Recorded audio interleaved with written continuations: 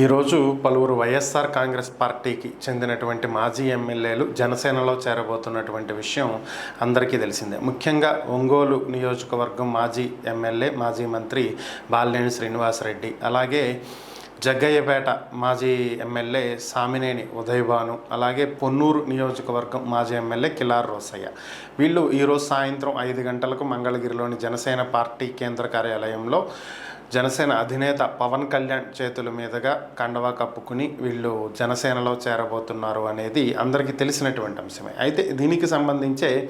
ఒంగోలు నియోజకవర్గం టీడీపీ నేత ఎమ్మెల్యే దామచర్ల జనార్దన్ కీలకమైనటువంటి వ్యాఖ్యలు చేయడం జరిగింది. బాలినేని శ్రీనివాసరెడ్డి ఎన్నికల సమయంలోనూ దానికి ముందు చేసినటువంటి వాటిని తాను ఎప్పటికీ మర్చిపోనని, తాను తన మీద పెట్టినటువంటి అక్రమ కేసులను గురించి ఎట్టి పరిస్థితుల్లో వదిలేటువంటి ప్రసక్తే లేదని, బాలినేని శ్రీనివాసరెడ్డిని ఆయన కొడుకుని ఎట్టి పరిస్థితుల్లో వదలమని, జనసేనలో చేరినంత మాత్రాన వదిలేస్తామనుకుంటే అది పొరపాటని, పవన్ కళ్యాణ్ కూడా బాలినేని శ్రీనివాసరెడ్డిని కాపాడలేరని, ఏ ఉద్దేశంతో పవన్ కళ్యాణ్ జనసేనలో ఆయన్ని చేర్చుకుంటున్నారు, ఆయన కూడా బాలినేనిని కాపాడలేడు అని చెప్పి దామచర్ల జనార్దన్ కీలకమైనటువంటి వ్యాఖ్యలు చేయడం జరిగింది.